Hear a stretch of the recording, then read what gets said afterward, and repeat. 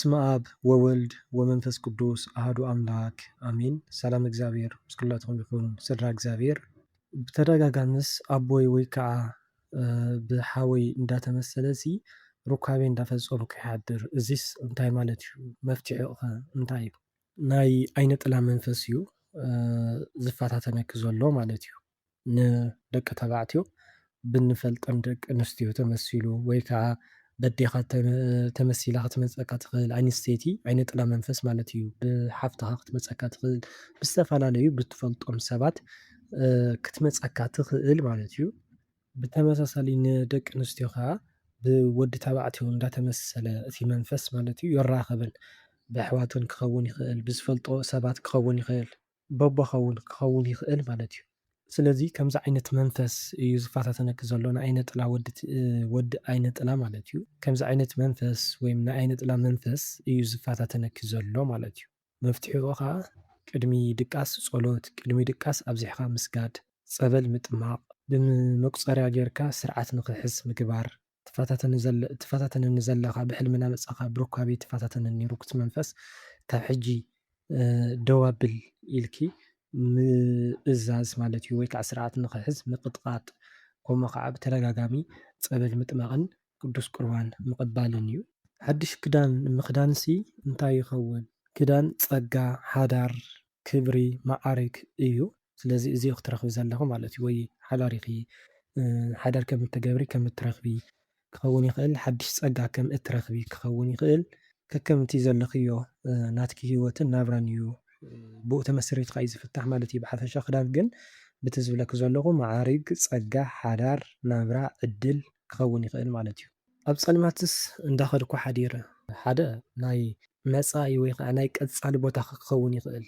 እንድሕር ዳኣ ዘይተነሲኺ ሕጂ ንስሓ እንድሕር ዳኣ ዘይኣተኺ እቲ ኣካያይዳኺ እንድሕር ዳኣ ዘይዕርኽሲ ዘየስተኻኽልክስ ቀፃሊ ኣብዚ ፀልማት እዩ ስፍራኺ ወይ ከዓ ቦታኺ ክኸውን ይኽእል ማለት እዩ። ብተመሳሳሊ ከዓ ፀልማት ናይ መከራ ፈተና ህውከት እዩ ናቱ ተምሳሌት እዩ ማለት እዩ። ስለዚ ፈተና ከይመፃኪ ናብ ህውከት ናብ ኣዝዩ ከቢድ ዝኾነ ሂወት ወይ ሂወትኪ ንከይከብድ ናብ ኣምላኽ ቀልጢፍኪ ተመለሲ፣ ጸሎት ግበሪ፣ ምስ እግዚኣብሔር ኣምላኽ ተዓረቂ፣ ንስሓ እተይ እዩ። ኩሉ ግዜ ኣብ ገዛናስ መቃብር ይርኢ። ናይ ክልተ ሰብኡ መቃብር ኣብ ውሽጢ ገዛ ሓደ እዚ ካብ ስድራ ቤት ካብ ቤተሰብ ወይ ከዓ ካብ ዓሌትካ ማለት እዩ ካብ ዘመድ ውርሲ ከም እትረክብ ክኸውን ይኽእል። ብካልእ ናይ ሞት መንፈስ ወይ ከዓ መልኣከ ሞት ኣብቲ ገዛኹም ከም ዘሎ ምናልባት ዝመውት ሰብ ስለ ዘሎ ክኸውን ይኽእል ማለት እዩ።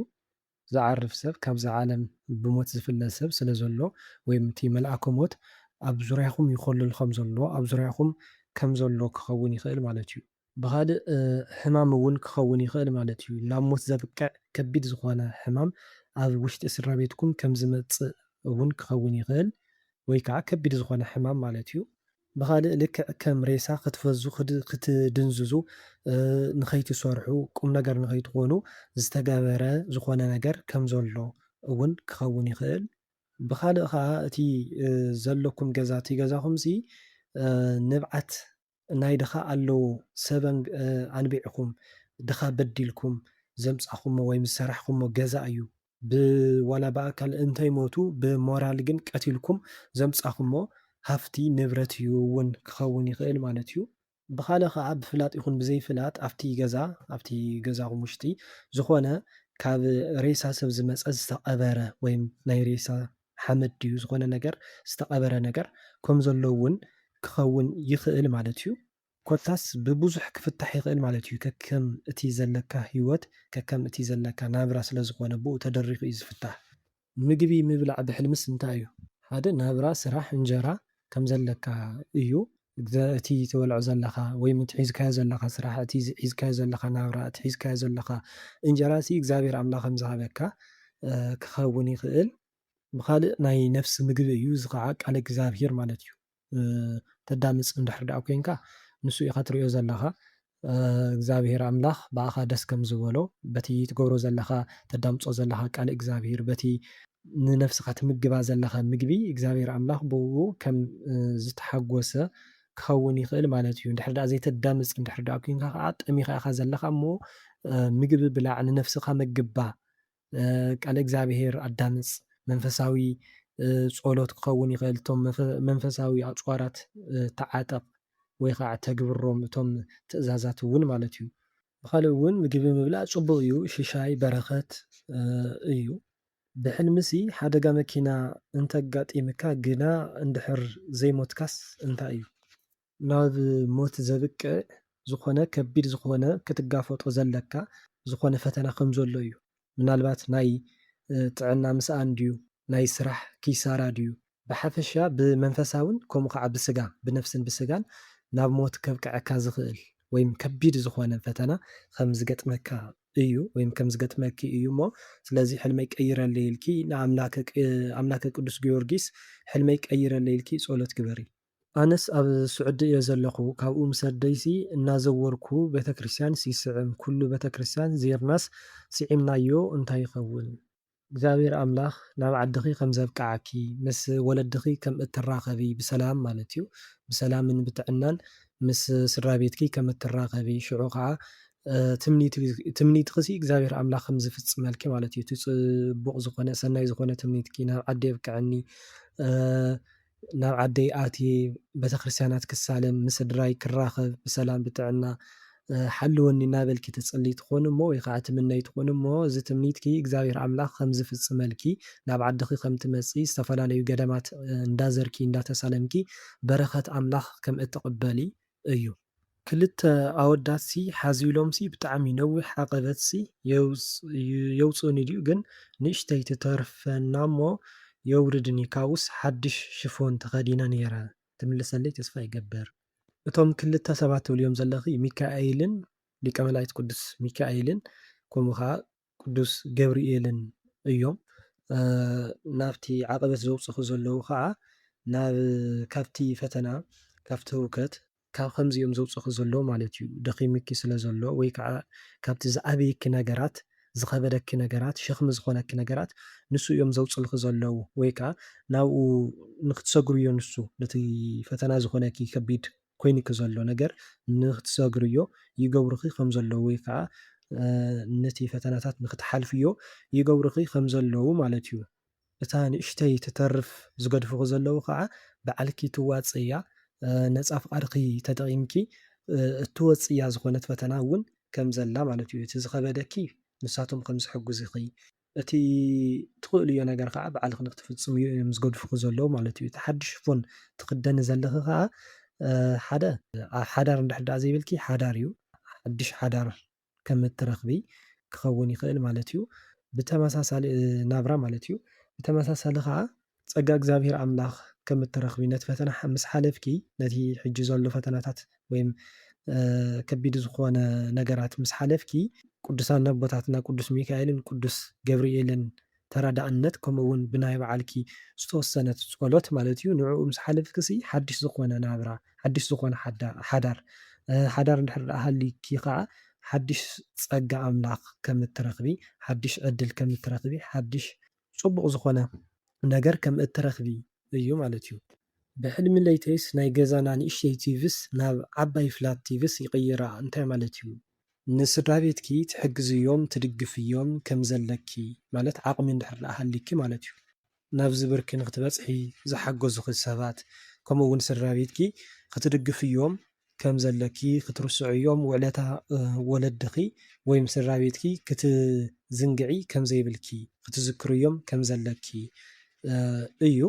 እዚ ከዓ ግድን ብስጋዊ ማተርያላት ነገራት ዘይኮነሲ ብናይ ነፍሲ እውን ማለት እዩ።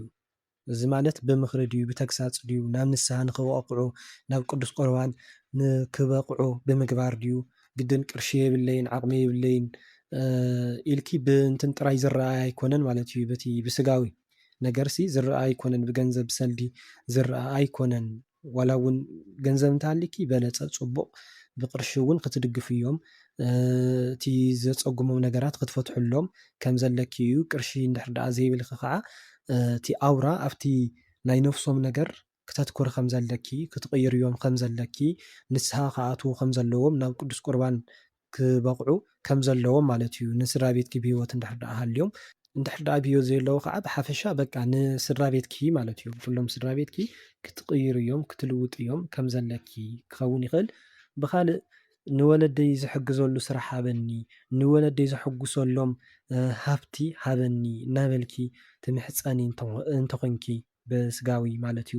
ብመንፈሳዊ እውን ንወለደይ ናብ ቅዱስ ቁርባን ንኽበቕዑ ሓግዘኒ እግዚኣብሔር ኣምላኽ ኣብቅዐለይ እናበልኪ ትጽልይ እንድሕር ደኣ ኮንኪ ከዓ ናይ ጸሎትኪ መልሲ እዩ ዝህበኪ ዘሎ ማለት እዩ። እግዚኣብሔር ሓደ መዓልቲ እግዚኣብሔር ኣምላኽ ኣብ ዝፈቐዳ መዓልቲ እቶም ስድራቤትኪ ናብ ንስሓ ናብ ቅዱስ ቁርባን ከም ዝኣትዉ ብሓፈሻ ስድራቤትኪ ኩሎም ማለት እዩ ሓዳር እንድሕር ሃሊኪ ከዓ ሓዳርኪ ውሉድኪ ኣቦኺ ኣዴኺ ኣሕዋትኪ ኩሎም ማለት እዩ ናብ ቅዱስ ቁርባን ናብ መንፈሳዊ ሂወት ከም ዝኣትዉ ክኸውን ይኽእል። ሂወቶም ከም ዝቕየር ክኸውን ይኽእል ማለት እዩ። ብተመሳሳሊ ከዓ ብናይ ስጋዊ ሃብቲ እውን ንወለድኺ ትሕግዙሉ ንስድራቤትኪ ተሐጉሱሉ እንጀራ ወይ ከዓ ቅርሺ ድዩ ዝኾነ ነገር ዕድል እግዚኣብሔር ኣምላኽ ከም ዝህበኪ እዩ። ኣነሲ ብዙሓት ኮይኖምሲ ነዊሕ ዓቐበትሲ ሒዞምንስ ይወፁ ግን ኣደይሲ ትከራኸሮም ንሳቶም ግንሲ ሒዞምኒ ይወፁ ነዊሕ ዓቐበት። እዚ በቲ ብኸመይ እዮም ዝግለፁ ነይሮም እቲ ሕልሚሲ ኣብቲ ሕልሚ ስቶም ክልተ ሒዞም ዝኸዱ ዝነበሩ ሰባትሲ እንዳፈራርሑ ብሕማቕ ዝግለፁ ወይ ከዓ ብሕማቕ ዝረኣዩ እንድሕር ደኣ ነይሮም ርኩሳን መናፍስቲ እዮም ማለት እዩ። ናብ ፈተና ናብ ከቢድ ዝኾነ ነገር ናብ ሞት እውን ክኸውን ይኽእል ናብ ሕማም ክኸውን ይኽእል ናብቲ ናቶም ናይ ጥፍኣት መንገዲ እዮም ዝወስድኹ ዘለዉ ማለት እዩ። እታ ኣዴኺ ትከራኸሮም ዘላ ከዓ ወላዲተ ኣምላክ ድንግል ማርያም ስለኺ ትነብዕ ስለኺ ትከራኸር ስለኺ ጠበቓ እትቐውም ከም ዝኾነት እዩ። ብተመሳሳሊ እቶም ዝወስድኹ ዝነበሩ ሰባት ከምዚ ናብ ፅቡቕ መንገዲ ናብ ደስ ዝብል መንገዲ ዝወስድኺ እንድሕር ደኣ ነይሮም ከምዚ ዘየፈራርሑኺ ዘየርዕዱኺ ዓይነት እንድሕር ደኣ ኮይኖም ከዓ ቅዱሳን መላእክቲ እዮም ናብቲ ከቢድኪ ዘሎ ሂወት ካብኡ እዮም ዘውፅኺ ዘለዉ ማለት እዩ። ካብቲ ኣብቲ ፈተናኺ ወይ ኣብቲ ከቢድ ዝኾነ ሂወትኪ ይራድኡኺ ከም ዘለዉ ሓገዝትኺ ከም ዝኾኑ እዩ። እታ ኣዴኺ ግን ትከራኸሮም ዘላ ምናልባት ኣዴኺ ናይ እምነት ጎደሎ ከም ዘለዋ ኣብ መንፈሳውነት ብዙሕ ከም ዘይኮነት ዋላ ንሽሙ መንፈሳዊ ወይም ቤተክርስትያን እንተሰዓመት ካሊእ እንተገበረት ግን ፍጹም መንፈሳዊ ከም ዘይኮነት ማለትሲ እቲ መንፈሳዊ ነገራት ከም ዘይርዳኣ ክኸውን ይኽእል ማለት እዩ። ወይም ኣፍልጦ ብዙሕ ከም ዘይብላ ኣብቲ መንፈሳዊ ሂወት ወይ ከዓ እምነት ከም ዘይብላ ብዙሕ እምነታስ ጎደሎ ከም ዝኾነ ክኸውን ይኽእል። ወይም ኣብቲ ንስኺ እትገብርዮ መንፈሳዊ ሂወት ኣብቲ ንስኺ እትገብርዮ ጸሎት ኣብቲ ንስኺ እትገብርዮ መንፈሳውነትሲ ተቃዋሚት ከም ዝኾነት እውን ክኸውን ይኽእል ማለት እዩ። ጻዕዳ ጫማ ረጊፀ ይኸይድ እሞ እቲ ሓደስ ይሞልቕ ተመሊሰ ይደልዮ ይስእኖ። ጻዕዳ ጫማ መብዛሕትኡ ጫማ ሓዳር እዩ። ከምኡ እውን ወንጌል ሃይማኖት እዩ መንፈሳውነት ማለት እዩ።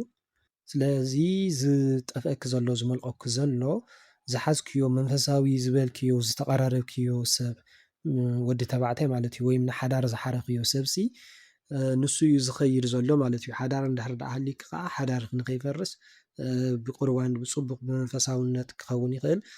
ዝሓዝክዮ ሓዳር ንከይፈርስ እግዚኣብሔር ዝፈቐዶ ሓዳር ንከይፈርስ ጸሎት ግበሪ ሕልምኺ ንኽይረልኪ እግዚኣብሔር ኣምላኽ ተማሕፀኒ ተጠንቀቂ ክኸውን ይኽእል። ብኻሊእ እታ ጫማ መንፈሳዊ ሂወትኪ እያ ንሳ ከይትስእን እያ እታ ናይ እግዚኣብሔር መንገዲ ከይትጠፍኣኪ ናብ ናይ ጥፍኣት መንገዲ ንከይትኸዲ ጸሎት ግበሪ ተጠንቀቂ ንቕሒ ክኸውን ይኽእል። ብሕልምኻስ ምስ ሰብ ተሓፋፊቕካ ምስ ዓምሲ እንታይ ይኹን?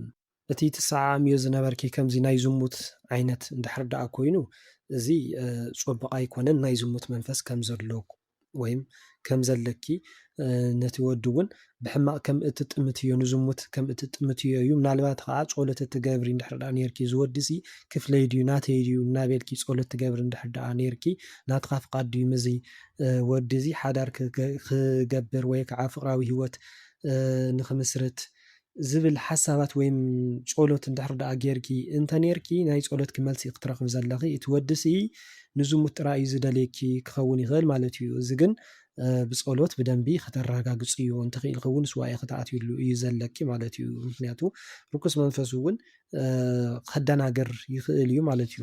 ብኻልእ ሱቕ ኢልካ ምስዕዓም ናይ ሕውነት ምስዕዓም እንድሕር ደኣ ኮይኑ ፍቕሪ ምግላፅ እዩ። እቲ ወዲ ትፈልጥዮ እንተኮንኪ ፍቕሪ ክትገልፅሉ ዘለኺ ወይ ከዓ ንሱ እዩ ፍቕሩ ዝገልፀልኪ ዘሎ ማለት እዩ። ብኻልእ ከዓ ዝሕልወኪ መልኣክ እዩ ወይም እትፈትውዮ መልኣክ እዩ ፍቕሩ ዝገልፀልኪ ዘሎ ንስኻ እውን ፍቕሩ ትገልፅሉ ከም ዘለኺ እዩ። ወይ ከዓ ብተመሳሳሊ ትፈልጥዮ ሰብ እንተኮይኑ ሕጂ እውን ኣብ ሕልንኡ ኩሉ ሻፍ ስለ ዘልዕለኪ ስለ ዝዝክረኪ ፅቡቅ ዝኾነ ፍቕሪ ስለ ዘለዎ ኣብ ልዕሊኺ ወይ ከዓ ፅቡቅ ዝኾነ ርድኢት ኣለዎ ክኸውን ይኽእል ፍቕሪ ስለ ዘለኩም ወይም ንስኺ ስለ እትዝክርዮ ወይ ከዓ ንሱ ስለ ዝዝክረኪ ኢኺ ነዚ ሕልሚ እዚ ተሓልምዮ ዘለኺ ማለት እዩ። ኣነስ ተደጋጋሚ ገደላ ገደልስ እናኸድኩ በቃ እዚ ገደልስ ብጣዕሚ መፍርሒ እናተቀናጠጥኩ እየ ዝኸይድ ግን ይወፆ ድያ ኣይወፆንስ ኣይፈልጥን። ቆልዓ እውንስ ይሓዝል እዚ ቆልዓስ መልክዑስ ኣይዝከረንን ቆልዓ ምሕዛለ እዩ ዝዝከረኒ እዚ ሰብ ድማ ቆልዓ ምሕዛለ እምበር ኣጥዒሙላ ይብለኒ እዚ ቆልዓ ድማ ወዲ ሓፍተይ ይመስለኒ ተገዲስካ መልሰለይ። እቲ ገደል ብገደል ምኻድ ሓደ ኣካያይዳኻ እውን ከተስተኻኽል እዩ ዘለኪ ማለት እዩ። ስለምንታይሲ በቲ ፈተና ዝበዝሖ መንገዲ ኢኺ ትኸዲ ዘለኺ በቲ ቅኑዕ ዝኾነ መንገዲ ዘይኮነሲ ኣካያይዳኻ እውን ናትኪ እውን ፅቡቕ ከም ዘይኮነ በቲ ፈተና ዘለዎ ትኸዲ ከም ዘለኺ እዩ። ወይ ከዓ ኣብ ከቢድ ፈተና ከም ዘለኺ ወይ ከዓ ከም ዘለኪ ከቢድ ፈተና ንመጻኢ እውን ክኸውን ይኽእል ሂወትኪ ከቢድ ከም ዝኾነ ክኸውን ይኽእል ማለት እዩ እሞ ንኽትወፅዮ መውፅኢ ንኽፈጥረልኪ ንእግዚኣብሔር ኣምላኽ መፍትሒ ንክህበኪ ጸሎት ግበርሉ ማለት እዩ። ነቲ ዝኸበደኪ ዘበለ ኩሉ ናይ ሂወትኪ ነገራት ጸሎት ግበርሉ ስዋኤ ሓዝሉ ንእግዚኣብሔር ኣምላኽ ሕተትሉ ተስፋ ከይቆረፅኪ ብተስፋ ንእግዚኣብሔር ኣምላኽ ሕተቲ ንወላዲተ ኣምላኽ ሕተቲ ማለት እዩ። እቲ ቆልዓ ምሕዛል ከዓ ፅቡቕ እዩ። ከምዚ ቅልል ኢልኪ ምንም ከምዚ ዘይፀዓዓነካ ረዚን ዘይኮነ ክብድብድ ዘይብለካ ቆልዓ እንድሕር ደኣ ኮይኑ ከምቲ ኩሉ ሻዕ እንብሎ መንፈስ ቅዱስ እዩ መንፈስ ቅዱስ እዩ ምሳኻ ከም ዝኾነ ኣብ ጎንኹ ከም ዝኾነ ወይ መንፈስ ቅዱስ ቅዱስ ኣማኒኤል መድሃኒ ዓለም ኢየሱስ ክርስቶስ ምሳኻ ከም ዝኾነ ከምቲ ኣማኒኤል ሽሙ ትርጓሜኡ እውን እግዚኣብሔር ምሳና እዩ ከምቲ ዝኾነ እግዚኣብሔር ምሳኻ ከም ዝኾነ መድሃኒ ዓለም ምሳኻ ከም ዝኾነ እዩ ዝሕበረልኪ ዘሎ ማለት እዩ። ብተመሳሳሊ ከምዚ ረዚን ዝኾነ ቆልዓ ክብድብድ ዝብለኪ ከምዚ ዱኻኽ ዝኾነኪ ዓይነት እንድሕር ደኣ ኮይኑ ከዓ ርኩስ መንፈስ እዩ። ናይ ጨሌ መንፈስ ብሓፈሻ ርኩስ መንፈስ እዩ። ብሕልሚ ለይተይ ኣብ ጸልማት ደቂሰስ ኣዝየ ፈሪሐ ጸልማት ጸልማት እዩ መዕረፊኺ ወይ ከዓ ኣብ ጸልማት ከም ዘለኺ ኣብ ሂወት ኩሉ ፅልምትምት ከም ዝበለኪ ወይ ከዓ መዕረፊ ቦታኺ ምድቃስ ማለት መዕረፊኻ ምፍላጥ እንድዩ ናይ መዕረፊ ቦታኺ ናይ መጻኢ ኣብ ጸልማት ከም ዝኸውን ኣብ ሲኦል ከም ዝኸውን ክኸውን ይኽእል ማለት እዩ እሞ ብተመሳሳሊ ከዓ ኣብዚ ስጋዊ ሂወት ክውን ኩሉ ክብድብድ ከም ዝበለኪ ሂወትኩ ኩሉ ከም ዝመረረኪ ኣብ መከራ ፈተና ከም ዘለኺ እዩ እሞ ነዚ ጸልማት እዚ ንክቅንጥጠልኪ ብርሃን ክገብረልኪ ንክቕይረልኪ ንመድሃኒ ዓለም ሓዚ ናብኡ ቅረቢ ንመድሃኒ ዓለም ምስ እግዚኣብሔር ኣምላኽ ተዓረቂ ንስሓ እተይ ስለዚ እቲ ጸልማት ኮይንኪ ዘሎ ነገራት ከቢድ ኮይንኪ ዘሎ ነገራት ብነፍሲ ይኹን ብስጋ ይኹን ክቕንጠጠልኪ እዩ ክጠፍኣልኪ እዩ። እዚ ክኸውን እንተኮይኑ ከዓ ቅድም ንስሓ ክትኣቲ ኣለኪ። ብሕልመይሲ ስይበት ሰይበ ሓዲረ ካብኡስ ሓንቲ ሰበይቲ ነቒለ እያ ሰይበ ምስ ረኣኩስ መዓዝ ሰይበ ኢለስ ደንጊፀ እና እንታይ እዩ ሓደ እቲ ስቤት ዕድመ ክነዊሕ ከም ዝኾነ ናይ ዕድመ ፀጋ ከም ዘለኪ ክሳብ ትስይቢ ወይ ከዓ ከምቲ ስቤት ናይ ሽማግለ ወይ ከዓ ናይ ዓበይቲ ሰባት ምልክት ከም ዝኾነ ንስኹ እውን ብወጣትኪ ወይ ከዓ መንእሰይ እንከለኺ ከም ዘይትሞቲ ዕድመ ክነዊሕ ከም ዝኾነ ክሳብ ተዓቢ ክሳብ ኣረጊት ትኾኒ ከም እትፀንሒ ናይ ዕድመ ፀጋ ከም ዘለኪ ክኸውን ይኽእል። ካልእ ፀጋ እዩ ግን ተስፋ ክትቆርፅ ከም ዘይብልኪ ማለት እዩ። ማለት ሂወት እንታይ ኣለዎ ሓፃር እያ እናበልኪ ካሊእ ዝተፀሓሓተ ውሳነ ንከይትውስኒ ወይም ዝወሰንክዮ ነገራት እንድሕር ደኣ ሃልዩ ንክተስተውዕልሉ እግዚኣብሔር ኣምላኽ ዝሕብረኪ ዘሎ ዕድመኽስ ነዊሕ ከም ዝኾነ ማለት እዩ። ብተመሳሳሊ ስቤት ፀጋ እዩ። ስለዚ እቲ ስቤት ነቒልኪ ትድርብዮ ዘለኺ ፀጋኺ ኢኺ በዓልኪ ትቕንጥጥዮ ዘለኺ ወይ ከዓ ደስታኺ ኢኺ በዓልኪ ተጥፍእ ዘለኺ ብፍላጥ ድዩ ብዘይፍላጥ ማለት እዩ። ወይም ንኸይተጥፍኢ ፀጋኺ ንኸይትድርቢ ተጠንቀቂ ክኸውን ይኽእል። ብተመሳሳሊ ስቤት ክብሪ እዩ። ስለዚ ክብሪ ንከይትቕንጥጢ ጸሎት ግበሪ፣ ተጠንቀቒ፣ ኣስተውዕሊ ክኸውን ይኽእል። ጎቦ ይፈርስ እሞ ኣነ ከዓስ ጻዕዳ ፈረስ ሰሪረስ ኣብቲ ማእኸል ጎቦስ ደው ኢለ እቲ ጎቦ ዝፈርስ ዘሎ ዓብዪ ዝኾነ ሰብ ምናልባት ናይ ሃይማኖት መራሒ ድዩ ሃገር መራሒ ድዩ ንሱ እዩ ዝነቓነቕ ዘሎ ዝፈርስ ዘሎ ዝወድቕ ዘሎ ማለት እዩ ብፈተና። ንስኺ እቲ ጻዕዳ ፈረስ ሰሪር ክትወፂ ዘለኺ ግን ወይ ኣብ ማእኸል ጎቦ ደው ትብል ዘለኺ ግን ነቲ ፈተና ሰጊርኪ ነቲ ዝመፀ ሰማዕትነት ድዩ ምናልባት እቲ ጎቦ ዝፈርስ ዘሎ በቲ ዝመፅእ ሰማዕትነት ብምፍራሕ ድዩ ብኻሊእ ካሊእ ነገራት ዓብዪ ዝበሃል ሰብ መርኣያ ክኸውን ዝኽእል ሰብ ከም ዝወደቐ ክኸውን ይኽእል። ንስኺ ግን በቲ ፈተና ከይወደቕኪ ወይ ከዓ ከየማረርኪ ከም እትሰግርዮ ናብ ክብሪ ናብ ሽሞት ናብ ዝለዓለ ደረጃ ወይ እምበርኪ ከም እትበፅሒ እዩ። ኣነስ ኩሉ ግዜ ተመን ክነፍሰኒ ይመፅእ ሃዲመ ይኸይድ ድሕሪ ነዊሕ ዓመታት ግንሲ እቲ ተመን ሞይቱስ ርእዮ እንታይ ይኸውን ሓወይ እቲ ተመን ከምቲ ኩሉ ሻብ ንብሎ ናይ መተት ክኸውን ይኽእል ከምኡ ከዓ ናይ ዛር መንፈስ ክኸውን ይኽእል ማለት እዩ። ስለዚ ምናልባት ቅድሚ ሕጂ እምነት ጎደሎ ስለ ዝነበርኪ ኣብ መንፈሳዊ ሂወት ዘይነበርኪ ተሃድሚ ዘለኽ ማለት እዩ። ምስቲ ርኩስ መንፈስ ክትጋፈጢ ከም ዘይከኣልኪ ወይ ከዓ ናቱ ሽርሒ ከም ዘይፈለጥኪ ክኸውን ይኽእል ከም ዘይነቓሕኪ ማለት እዩ። ሕጂ ግን እቲ ዝመውት ዘሎ እቲ ምስጢሩ ኩሉ ከም ዝፈለጥክዮ ከም ዝነቓሕ ኩሉ ትቃለስዮ ከም ዘለኺ ትከራኸርዮ ከም ዘለኺ ብዓቕምኺ ማለት እዩ እዩ ኣብ ጸሎት ኣብ ጽቡቕ ዝኾነ ሂወት ከም ዘለኺ እና ነቲ ጸላኢኺ ከም ዝሰዓርክዮ ኣብ ልዕሊኡ ዓውት ከም ዝገበርኪ ክኸውን ይኽእል።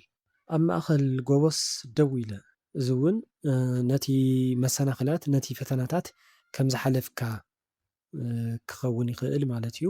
ንዕኡ ከም ዝሓለፍካዮ ከም ዝሰገርካዮ እዩ። ምናልባት ናይ ነፍሲ መሰናኽላትን ናይ ስጋ መሰናኽላት ወይ ፈተናታት ወይ መከራታት ማለት እዩ። ናብ ሓደ ገረብ ክዳን ክሓፅብ ከይደሲ ኣብቲ ገረብ ደሞ ጓል ሓዊ ክዳን ሓፃፂባስ ወዲኣ ይረኽባ እሞ ኣነ ምስኣ እናዋጋዕኩስ ኣብቲ ወሓዚ ማይስ ዓብዪ ገበልስ ደቂሱ ነይሩ ድሓር ተንቀሳቒሱስ ርእዮ ድሓር ኣብኡ ዝነበረት ላሕምስ ብሓደ ግዜስ ውሒጥዋ ንሕና ተዳሂልና ኣምሊጥና ብጣዕሚ እየ ተላዒለ ፈሪሐ ደንጊፀ ኮፍ ኢለ ዲያብሎስ ንኸርዕደኪ ንኸፍርሐኪ ዘርእይክ ዘሎ ሕልምን ድዩ ብኻልእ ከዓ እቲ ተመን ዲያብሎስ እዩ እቲ ገበል ማለት እዩ። እቲ ዓብዪ ገበል ትብልዮ ዘለኺ ዓብዪ ዲያብሎስ ሳጥናኢል ማለት እዩ። ነታ ላሕሚ ዝውሕጣ ዘሎ ከዓ ንንጹሃን ሰባት ጥዑያት ንዝኾኑ ሰባት ብናቱ መንገዲ ንዘይኸዱ ሰባት ኩሉ ሻብ ተሓቢኡ ይፈታተኖም ከም ዝኾነ ኣድፊጡ ኣጽቂጡ ይከታተሎም ከም ዝኾነ ንጹሃን ንዝኾኑ ሰባት ለዋሃት ንዝኾኑ ሰባት ኣብኦም መከርኡ ወይም እቲ ናይ መከራ ቀንበር ከም ዝገብረሎም ወይ ከዓ ኣዝዩ ከም ዝፈታተኖም ብናቱ መንገዲ ንዘይኸዱ ሰባት ብናይ እግዚኣብሔር መንገዲ ንዝኸዱ ሰባት ማለት እዩ። እዚ ክትርኢ ዘለኺ ማለት እዩ እሞ ስለዚ ክትጸንዒ ምናልባት ለዋ ፈቃር መንፈሳዊት ሰብ ስለ ዝኾንኪ ዋላ እውን ዲያብሎስ እንተመፀ ኩሕጠኪ ዋላ እንተበለ ዝተፈላለየ ከቢድ ዝኾነ ፈተና ዋላ እንተምፃልኪ እቲ ዘሎ ብሰባት እንዳሓደረ ብዝተፈላለየ መልክዕ ማለት እዩ እቲ ዘሎ ጽቡቕ ዝኾነ ባህርያትኪ እቲ ርህራሄ ድዩ እቲ ለዋሃት ድዩሲ ከይትቕይርዮ ከይትፈርሒ ከይትደናገፂ ኢኺ ዝብል መልእኽቲ እዩ ዘለዎ ማለት እዩ። ፀጉረይስ ባዕሉ ተቆሪፁስ ይኸይድ እንታይ እዩ ትርጉሙ? እዚ እውን ጽቡቕ ኣይኮነን። ፀጉርሲ ሓዳር እዩ፣ ዕድል እዩ፣ ናብራ እዩ፣ ፀጋ እግዚኣብሔር ኣምላኽ እዩ። ስለዚ ዕድልኪ ፀጋኺ ናብራኺ ሓዳርኪ ዕድመኺ እዚ እዩ ዝሓፅር ዘሎ ማለት እዩ።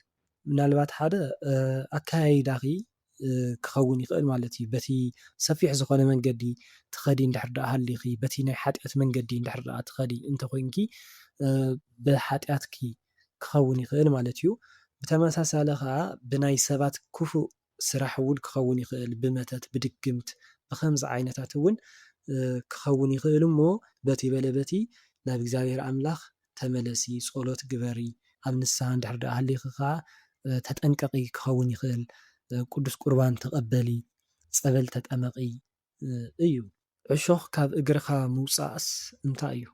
ዕሾኽ መብዛሕትኡ ግዜ ብነገረኛ ዝኾነ ሰብ፣ ብመንቀኛ፣ ብኣጋንንት፣ ብሕማም፣ ብቂም፣ ናይ ህይወት ዕንቅፋት በዚ እዩ ዝፍታሕ ማለት እዩ። ስለዚ ካብ እግርኺ ትነቕልዮ ዘለኺ ወይም ተውፅዮ ዘለኺ ካብ ዝኾነ ሓደ ፀገም ወይም ችግር ከም እትገላገሊ ምናልባት ካብ ባእሲ ድዩ ካብ ናይ ኣጋንንቲ እስራት ድዩ ወይ ናይ ፍርዲ ቤት ዝኾነ ዋኒን ድዩ ካብ መንቀኛ ሰብ ድዩ ካብ ሕማቕ ዝኾነ ፀባይ ድዩ ካብ ሱስ ድዩ ካብ ሕማም ድዩ ካብዚ ወዘተ ከምዚ ዝበሉ ሕማቓት ነገራት ካብዚ ምልቓቕ ማለት እዩ። ጻዕዳ ፈረስሲ ናተይ ኮይኑ ይስምዓኒ እሞ ክሕዞ ምስ ደለኹሲ ሙሉቕ ኢሉስ ይኸይድ። እዚስ እንታይ ይመስለኩም? እዚ ሓደ ክብሪ ሽሞት እዩ። ምናልባት ኣብ ናይ ስራሕ ቦታኺ ናይ ማዕርግ ምውሳኽ እዩ ወይ ከዓ በቲ መንፈሳዊ ብናይ ነፍሲ ከዓ ፀጋ ምውሳኽ ወይም ፀጋ እግዚኣብሄር ምርካብ እዩ። ስለዚ ክትሕዝዮ ምስ በልኪ ሃፍቲ እውን ክኸውን ይኽእል ንብረት እውን ክኸውን ይኽእል ብሓፈሻ ከፍታ እዩ ወይም ክብታ እዩ ማለት እዩ ብነፍስን ብስጋን። ስለዚ ነቲ ክብታ ወይም ነቲ ሽሞት ነቲ ክብሪ ናይ ስራሕ ደረጃ ወይም ብርኪ ምውሳኽ ድዩ ዝሓሸ ስራሕ ምርካብ ድዩ ዝሓሸ እንጀራ ዝሓሸ ገንዘብ ምርካብ ድዩ ወይ ከዓ ብናይ ነፍሲ ከዓ ፅቡቕ ዝኾነ ፀጋ ክትረኽብዮ ኣብ ዝበልኪ እዋን ወይ ከዓ ሰዓት ዝመናቐየኪ ኣካል ከም ዘሎ ምናልባት ዲያብሎስ ክኸውን ይኽእል የበላሸልኪ ከም ዘሎ ማለት እዩ። ወይ ከዓ ኣብ ሰባት ሓዲሩ እውን ይፈታተነኪ ከም ዘሎ እቲ ሒዘዮ ዝበልክዮ ክረኽቦ እየ ዝበልክዮ ነገራት የበላሽየልኪ ከም ዘሎ እዩ። ስለዚ ናይዚ መፍትሒ ከዓ ንሰብ ክትዛረቢ ከም ዘይብልኪ ዝኾነ ሓሳብኪ ዝኾነ ትልምኺ ኣብ ውሽጢ ክትሕዝዮ ምስ እግዚኣብሄር ኣምላኽ ጥራይ ክትዘራርብሉ ከም ዘለኪ ክሳብ ዝፍፀም ወይ ከዓ ብፀሎት ክሕግዙን እዮም እትብልዮም እተኣምንዮም ሰባት እንድሕር ዳ ሃልዮም ከዓ ንዕኦም ጥራይ ሼር ክትገብሩ እዮም ወይም ከም ምክሮም ንክልግሱልኪ ንክሕጉዝኺ ንክድግፉኺ ጥራይ ንዕኦም ክተዛርብ እዮም ከም ዘለኪ እዩ እምበር ስቕ ኢልኪ ንዝረኸብክዮ ሰብ ይፈልጦ እየ ከምዚ እዩ ከምዚ ኢልኪ ምስጢርኪ ክትዛረቢ ከም ዘይብልኪ ምስጢራዊት ሰብ ክትኾኒ ከም ዘለኪ ክኸውን ይኽእል። ደድሕሪ ዝፈትዎ ሰብሲ ክኸይድ ኣብ ፀልማት ፀቢብ ጎደናስ ሓደ ሸኒኹ ዕሾኽ ዘለዎስ ምስ መሓዙተይ ይኸይድ ገዲፈናኒ ይኸዳ ንዓይ እቲ ዕሾኽሲ መንዲለይ ሒዝዎስ ኣውፅየ ካብ ዕሾኽ ከርክቦ ይኸይድ እሞ ሓደ ፀሊም ሰብኣይሲ ተመለሲ ይብለኒ እሞ ከይሰማዕኽዎስ ናብቲ ገፊሕ ጎልጎል ጎደናስ ፀልማት ይኣቱ ዘይውዳእ መንገዲ እዩ ድሕሪ ነዊሕ ግን ኣብ ጎቦ ብርቱዕ ባና ብርሃን ርኤ ግን ኣብኡ ኣይበፃሕኩን። እዚ ምናልባት ከምቲ ንስኺ ትፈትውዮ ሰብ ኣሎ እሞ ደድሕሪኡ እናኸድኪ ከምዚ ነገራት እንድሕር ዳ ኣጓኒፍኪ እንድሕር ዳ ኮይኑ እቲ ሰብ ንሱ ምናልባት ምሳኺ ዘይኸይድ ናብ ሕማቕ መንገዲ ናብ ጥፍኣት ወይም ናብ ፈተና ከም ዝመርሓኪ ክኸውን ይኽእል ማለት እዩ።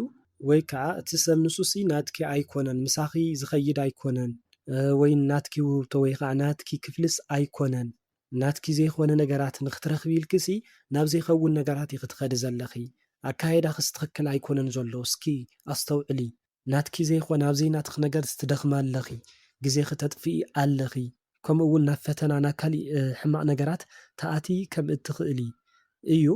እቲ ፀሊም ሰብኣይ ተመለሲ ዝብለኪ ዘሎ እውን ነዚ እዩ ምናልባት ካብ ቅዱሳን ክኸውን ይኽእል መድሃኒዓለም እውን ክኸውን ይኽእል መንገድኺ ኣስተኻኽሊ ኢሉ ብዝተፈላለዩ ሰባት ብወለዲ ድዩ ብስድራ ድዩ ብመሓዙትኪ ድዩ ይምዕደክ ከም ዘሎ ግድን እግዚኣብሄር ወሪዱ ኣይኮነን ከዛርበና ማለት እዩ ንሕና መን ኮይንና ኢና።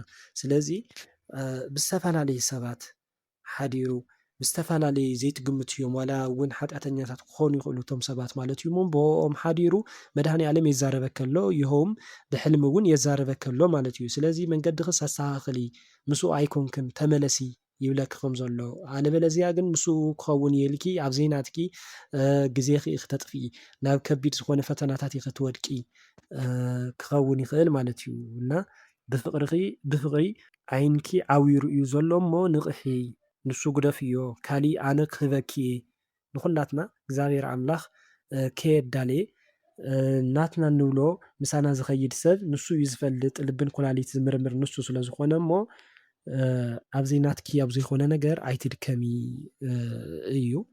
ተሪር ምብላዕ ተምሪ ድዩ ምብላዕሲ እንታይ ይኸውን? እዚ ከዓ ቅዱስ ቁርባን ፅቡቅ እዩ መድሓኒት ምርካብ ሽሻይ በረኸት ክትረክብ ዘለኺ ወይ ትረክብ ዘለኻ ማለት እዩ። ከምኡ እውን ጥዑም ዝኾነ ምቁር ዝኾነ ቃል ኣምላኽ ምምጋብ ምብላዕ ብተመሳሳሊ ቅዱስ ቁርባን ምቕባል ክኸውን ይኽእል ማለት እዩ። ከምኡ ክትገብር ከም ዘለኪ እዩ። ወይ ከዓ ኣብ ቅዱስ ቁርባን ኣብ ቃል እግዚኣብሔር ዘይተዳምፅ እንድሕር ዳ ኮንካ ከዓ ከምዚ ተዳምፅ ባ እንድሕር ዳ ኮንካ ከዓ እግዚኣብሔር ኣምላኽ ተዳምፅዮ ዘለኺ ቃል እግዚኣብሔር ክኸውን ይኽእል እቲ ቁርባንኪ ከም ዝተቐበለልኪ እዩ። ብሕልመይ ዝረኣኽዎስ ኣነ ከም ሓወይ ሓፍተይ ወይ ሓወይ ዝደዋወላ ቆልዓሲ ንኒኣሲ ካብኡስ ኣነ ከፍ ኢለ ነይረሲ ካብኡ ፃዕዳ ነፀላ ተኸዲኑስ ምፅእ ኢሉስ ፍቕረይ ኢሉስ ገፀይስ ስዒምኒ እሱ መንፈሳዊ እዩ ዋላ ኣነ ብክልተ እዩ ዝፍታሕ ማለት እዩ። እውን ሓደ ፍቕሪ እንድሕር ዳ ሃልይዎ እቲ ሰብ ንሱ ኣብ ልዕለይኺ ፍቕሪ እንድሕር ዳ ሃልይዎ ፍቕሩ እዩ ዝገልፀልኪ ዘሎ ማለት እዩ። ፍቕሪ እዩ ዝገልፅ ዘሎ ብተመሳሳሊ ዝሕልወኪ መልኣክ እውን ብኡ ተመሲሉ ወይም እትፈትውዮ ቅዱስ ወይም ከዓ ንሱ ዝዝክሮ ዝፈትዎ ቅዱስ ብኡ ተመሲሉ እዩ መፂኡ ዝባረኸኪ ዘሎ እሱ ኢልካ ስዒምካ ፍቕረይ ምባልካ ኩላትና ፍቁራት እግዚኣብሔር ፍቁራት ቅዱሳን ኢና ማለት እዩ። ናብ ካሊእ ዝትርጎምስ ኣይኮነን ከምቲ ናይ ዓለማዊ ፍቕሪ ኣይኮነን ማለት እየ። ስለዚ በዚ ክኸውን ይኽእል ሓደ ንሱ ብፍቕሪ ከም ዝጥምተኪ ኣብ ልዕሊክ ፍቕሪ ከም ዘለዎ እቲ ወዲ ተባዕታይ ማለት እዩ። ብተመሳሳሊ ከዓ ዝሕልወኪ መልኣክ ፍቕሩ ይገልፀልኪ ከም ዘሎ እውን ክኸውን ይኽእል ማለት እዩ።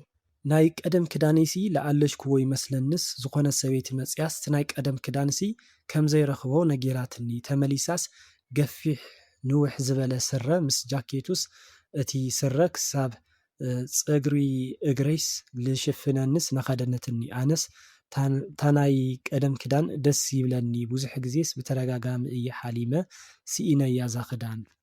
እዚ ብክልተ መንገዲ ክፍታሕ ይኽእል ማለት እዩ ከምቲ ዘሎ ኩነታት ናይ ሂወትኪ።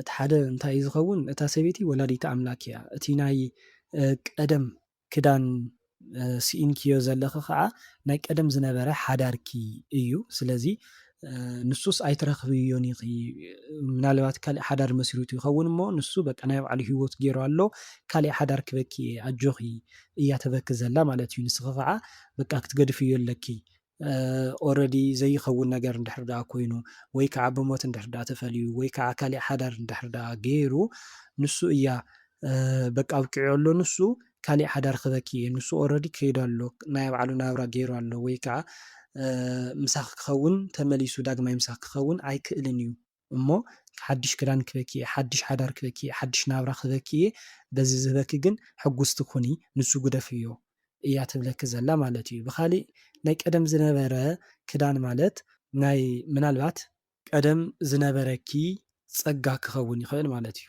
ምናልባት ድንግልና ድዩ ፀጋ ክበሃል ከሎ ብጣዕሚ ሰፊሕ እዩ ናይ ዕድል ድዩ ብቻ ዝተፈላለየ ብዙሕ ነገራት እዩ ማለት እዩ። ናይ ገንዘብ ፀጋ ክህሊ ይኽእል ማለት እዩ ናይ ሃፍቲ። ስለዚ ነዚ ስኢንክዮ ኣለኺ ወላዲተ ኣምላክ እያ ሕጂ እውን ካልእ ትበኪ ከም ዘላ ማለት እዩ።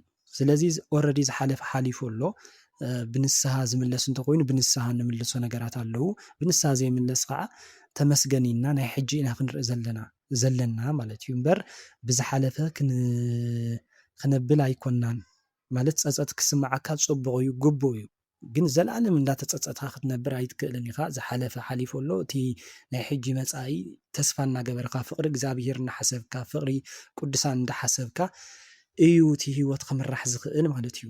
ካልኣይ ርክስቲ መንፈስ እውን ክትኸውን ትኽእል ኣብቲ ሕልሚ ኣገላልፃ ብኸመይ ከም ዝተገለፀትልኪ ንፁር ስለ ዘይኮነ እዩ። ምናልባት ሰፊሕ ወይም ምሳይ ዘይኸይድ ገፊሕ ዝኾነ ክዳን ሂባትኒ መልክዕ ዘይብሉ ትብልዮ ዘለኻ ርክስቲ መንፈስ ኣይነጥላ ተስፋ ንኽተቁርፀኪ ምናልባት እቲ ናይ ቅድሚ ሕጂ ዝነበረ ብሓዳር እንተኸይድና ቅድሚ ሕጂ ዝነበረ ሓዳርኪ ሓዳር ዘይገበረ ንብሕቱ ዝነብር እንድሕር ዳ ኮይኑ ንዕኡ ንኸይትረኽብዮ ተስፋ ንኽተቁርፀኪ እያ ትገብር ዘላ ማለት እዩ። ምሳኺ ዝኸድ ኣይኮነን እናበለት ተስፋ ተቁርፀኪ ከም ዘላ እዩ። ወይ ከዓ ዝሓደክዮ ጸጋ ድዩ ሃፍቲ ድዩ ከምቲ ዝበልክኺ ንሱስ ኣይትረኽብዮን ኢኺ እንዳበለት ካሊእ ክበኪ እየ እንዳበለት ተታልለኪ ከም ዘላ እውን ክኸውን ይኽእል ማለት እዩ። ኣብ ዝኾነ ቦታስ ገለብ ናይ ሓራስ ነይሩ ይመስለንስ ሽዑ ኣንሽቲ ልድንግል ማርያም ላወደሳስ ተኣኪበ ሓንቲ ጎረቤትና ኣለዋ ሰበይቲ ይመስላንስ ነፀለአን ዘርጊሐን ቅርሺ ናይ ዋህለላስ ላዕለላ ካብኡ ኣነለስ በረኸት ናይ ሓርያስ ማርያም ክካፈል ኢለስ 200 ዘይተሸረፈት ነይራትነስ ኣብ ኢደይስ ኣሽሪፍክን ሃባኒ ይብለን ነተን ሰበይት እሞ ኣሽሪፈንስ መሊሰን ኣለይ ኣነለ ቲ ገንዘብ ኣብ መሬት ኣቕሚጠዮስ ኣልዕልዮ ኢለናንስ ካብኡ 10 ቅርሺ ልበረከት ናይ ሓርያስ ማርያም ኢለስ ሂብናየንስ ኣደይ ድማስ ወስኹሉ ዶ ኢላትነስ ኢስራ ጌረስ ሂበየን ከምዚ መሲልኒ ግን እንጀራ በሊዐ ምስኣተን ኣብ ስደት እንድሕር ደኣ ሃሊኺ ናብ ዓድኺ ከም ትበቅዒ ምስ ስድራ ቤትኪ ከም እትራኸቢ ከምዚ ዝሓመመ ሰብ ናይ በረከት ስራሕ ከም እትሰርሒ ዝሓመመ ምጥያቅ ድዩ ንሓራሳት ከይድካ ምብፃሕ ድዩ ንዝተኣሰረ ከይድካ ምጥያቅ ድዩ ከምዝታት ናይ ወንጌል ስራሕቲ ንዝጠመየ ምዕንጋል ንዝፀምአ ምርዋይ ከምዝታት እቶም ቃላተ ወንጌል ከም እትተግብሪ ናብ ዓድኺ ከም ትበቅዒ እዩ። ብኻልእ ከዓ ከምዚ ርህርህቲ ክትኾን ከም ዘለኪ ንሓራስ ድዩ ንኻሊእ ነገራት ድዩ ከምዚ ናይ በረከት ስራሕቲ ክትሰርሒ ከም ዘለኪ እዩ።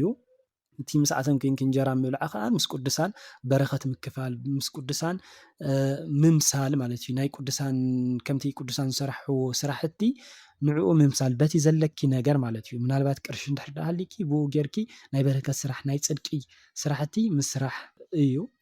ብጣዕሚ ይፈርሕ ይመስለኒ እሞ ከውሕን ፈረስንስ መጸግዒ ይረክብ። እግዚኣብሔር ኣምላኽ ቅዱሳን ክትረኽብዮም ዘለኹ ከውሒ እውን ቤተክርስትያን ክትኸውን ትኽእል ከምኡ እውን ሓዳር ዝተባረኸ ሓዳር ክኸውን ይኽእል ማለት እዩ። ካብቲ ዘፍርሐኪ ነገራት ዘውፃእኪ ምናልባት ሓዳር ክኸውን ይኽእል መንፈሳውነት ክኸውን ይኽእል ወይም ናብ እግዚኣብሔር ኣምላኽ ናብ ቤተክርስትያን ምምላስ ወይም ናብ ቤተክርስትያን ምጽጋዕ ክኸውን ይኽእል ናብ ሰማዕታት ቅዱሳን ኣቦታትና ናብኦም ምጽጋዕ ክኸውን ይኽእል ወይ ከዓ ነቲ ዘፍርሐኪ ምናልባት ናይ ኢኮኖሚ ነገራት እንድሕር ደኣ ኮይኑ ከዓ ንዕኡ ዘሕልፍ ዝኾነ ስራሕ ከም እትረኽቢ ወይም ገንዘብ ከም እትረኽቢ ክኸውን ይኽእል ብዝተፈላለየ ብሓፈሻ ከቢድ ንዝኾነ ፈተና ንዝኾነ ንዝኸብደኪ ነገራት መፍትሒ ከም እትረኽብሉ እግዚኣብሔር ኣምላኽ መፍትሒ ከም ዝህበኪ እዩ። ቀያሕ ሰበይትስ ቀይሕ ክዳን ጌራስ ኣብ ባሕርስ ኣብ ዝባን መርከብ ኮይናስ ኣነ ከዓስ ኣብቲ ገምገም ኮይነስ እናረኣኽዋን ከለኹስ መፅያስ ገፀይስ ትፀፍኣኒ ናብ መሬት ኣውዲቓስ ኣብቲ መርከብ ኮይና እያ ትወቕዓኒ ኣነ ድማስ እታ ዝወቃዕኽንስ ኣይርስዖን ይብላ።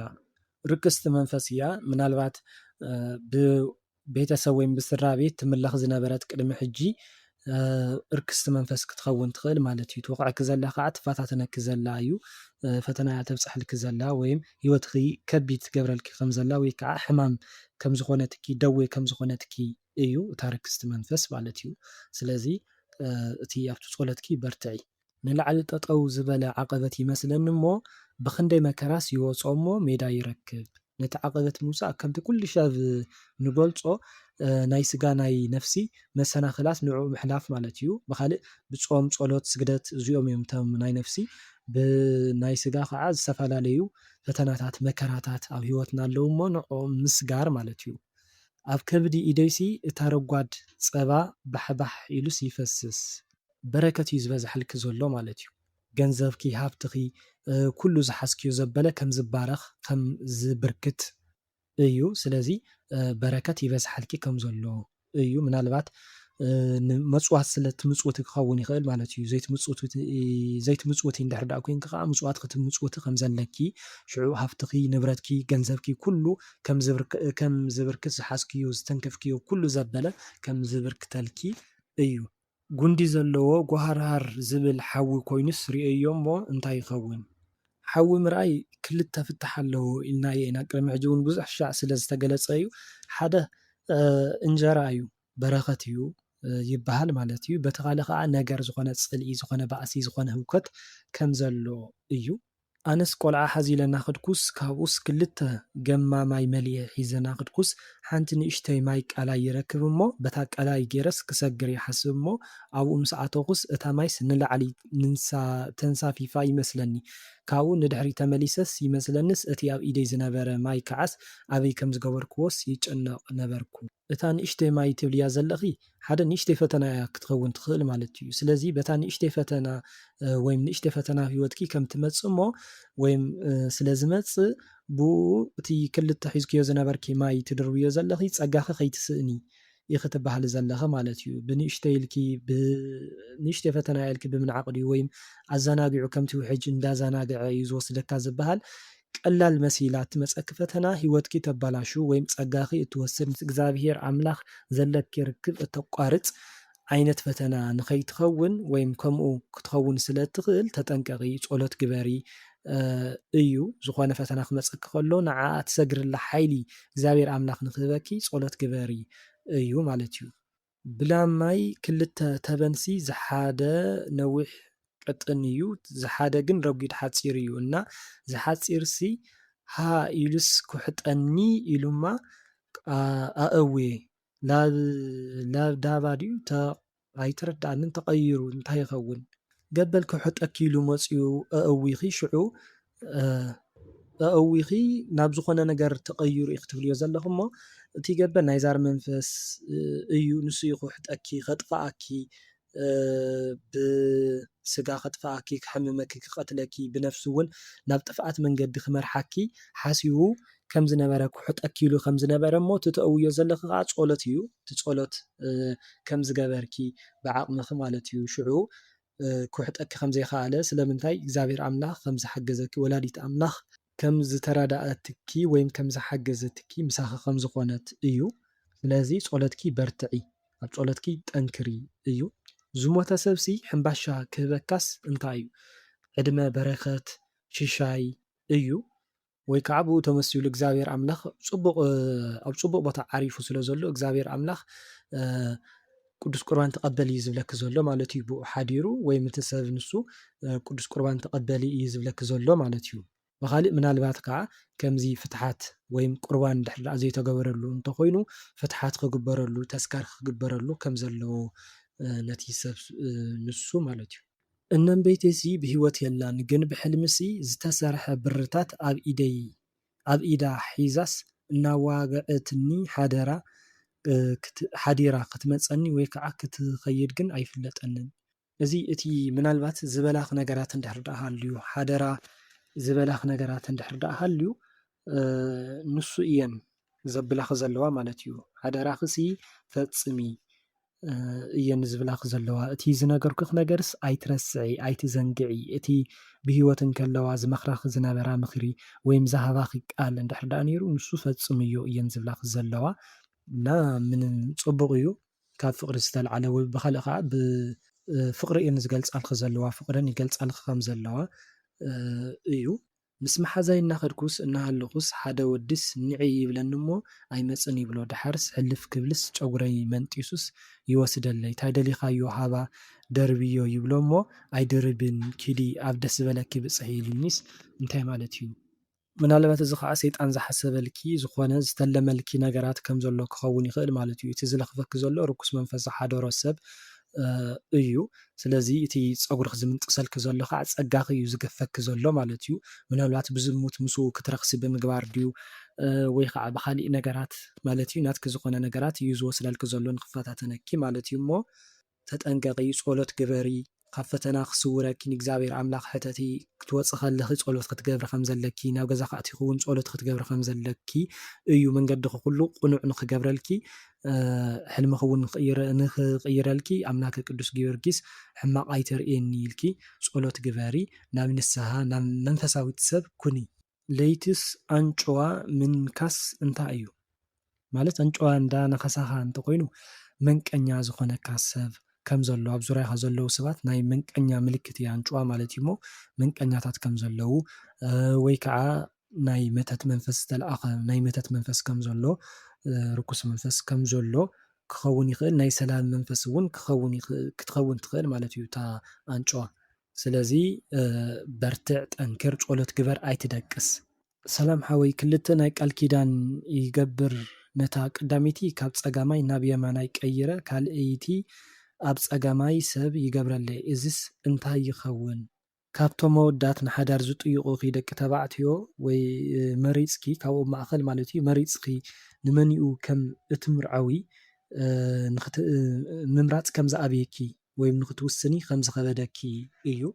እሺ እሞ ንሎሚ ሒዘልኩም መፅየ ዝነበርኩ እዞም ክፍትሑ ዝፀንሑ ሕልምታት እዮም። ንክንጅምር ዘለዓለና ጀሚሩ ከዓ ንዘፈፀመና ንልኡል እግዚአብሔር ክብርን ምስጋናን ይኹን። ስብሃት ለእግዚአብሔር ወለወላዲቱ ድንግል ወለመስቀሉ ክቡር አሜን።